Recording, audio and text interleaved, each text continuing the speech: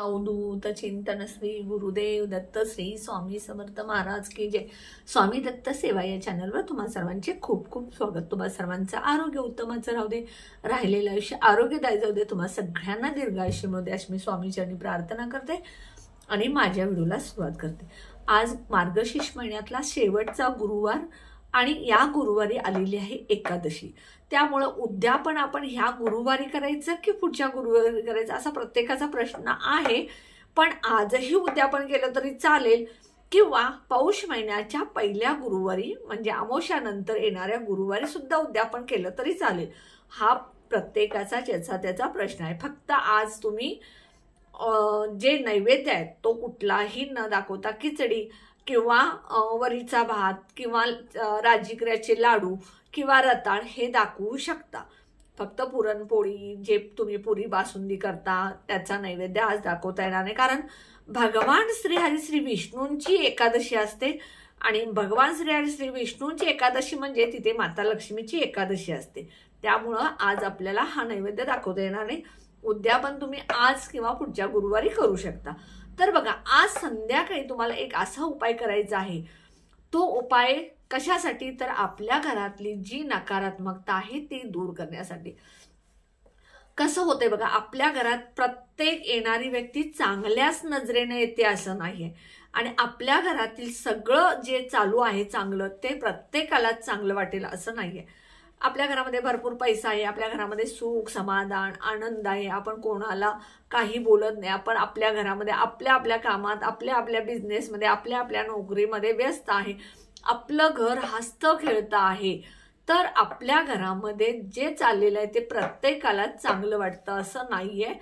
त्यामुळं येणारी व्यक्ती कुणी असू दे, जवळचे नातेवाईक असू देत, जोडलेले असू देत, संबंधित असू देत, शेजारी असू देत, प्रत्येकाची नजर चांगली असते असं नाहीये।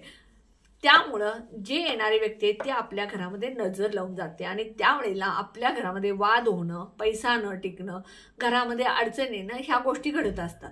आणि ह्या गोष्टी कशामुळे? तर आपल्या घरामध्ये त्यांची नकारात्मकता जी आहे ती उतरलेली असते आणि ही नकारात्मकता दूर करण्यासाठी आपल्याला काय करायचंय बघा, संध्याकाळी आपली जी महालक्ष्मीची आज मार्गशीर्ष महिन्याची पूजा, वाचन, आरती, नैवेद्य झाल्यानंतर आपल्याला काय करायचंय, एक मातीचा दिवा किंवा जे कापूर आपण जाळतो ते किंवा एखादी स्टीलची डिश घ्यायची। त्यामध्ये तुम्हाला 7 कापराच्या वड्या, 7 अख्ख्या लवंग, ज्या लवंग असतात त्या लवंगला पुढे फूल असतं बघा ते फूल, अशा अखंड न तुटलेल्या न फुटलेल्या 7 लवंगा, 7 वेलची म्हणजे वेलदोडे न तुटलेले न चिरलेले वेलदोडे न किडलेले असे 7 कापूर वड्या, 7 चिमूट म्हणजे असं चिमटीमध्ये बसेल एवढी पिवळी मोहरी 7 वेळा त्यात घालायची। तुमच्याकडे पिवळी मोहरी नसेल, नाही घातला तर चालेल, नसेल तर काळी मोहरी तुमची जी घरामध्ये फोडणी टाकायला घेतात ती टाकला तरी चालेल। त्यानंतर बघा, लोबान धूप असेल तर तो घाला आणि गाईच्या शेणाची जी गोवरी असते, जे आपण शेणी बनवतो त्याचा तुकडा जरी तुम्हाला मिळाला तर चालेल। ह्या सगळ्या वस्तू तुमच्याकडे अवेलेबल नसतील तर लवंग, वेलची, कापूर तर प्रत्येकाच्या घरामध्ये असतो, हे सगळं तुम्ही त्या दिव्यामध्ये टाकायचं। थोडंसं गाईचं तूप टाकायचं। समजा तुमच्याकडे गाईचं तूप नसेल तर तुम्ही तुमच्या घरातलं शुद्ध जे तूप काढलेलं असतं ते घालायचं, त्यावरती चिमूटभर हळद टाकायची आणि हे ज्या वस्तू एका त्या मातीच्या भांड्यामध्ये किंवा स्टीलच्या डिशमध्ये तुम्ही टाकता ते प्रज्वलित करायचं आणि घंटी वाजवत ते संपूर्ण घरामध्ये फिरवायचं। जे आपण हे प्रज्वलित केल्यानंतर घरामध्ये फिरवत असताना सगळ्या खिडक्या, दरवाजे, मुख्य दरवाजा, तुमचा बेडरूमचा दरवाजा हे सगळं उघडं ठेवायचं, खिडक्या उघड्या ठेवायच्या आणि संपूर्ण घरामध्ये बेडरूममध्ये, किचनमध्ये, हॉलमध्ये, तुमच्या बाल्कनीमध्ये जिथं जिथं असेल तिथं फिरवायचं, फक्त टॉयलेट बाथरूम सोडून हे सगळीकडे फिरवायचं। हे फिरवत असताना तुम्ही श्री स्वामी समर्थ म्हणा किंवा श्री गुरुदेव दत्त म्हणा किंवा दिगंबरा श्रीपाद वल्लभ दिगंबरा हे म्हणू शकता आणि संपूर्ण घरामध्ये तुम्ही हे फिरवायचं।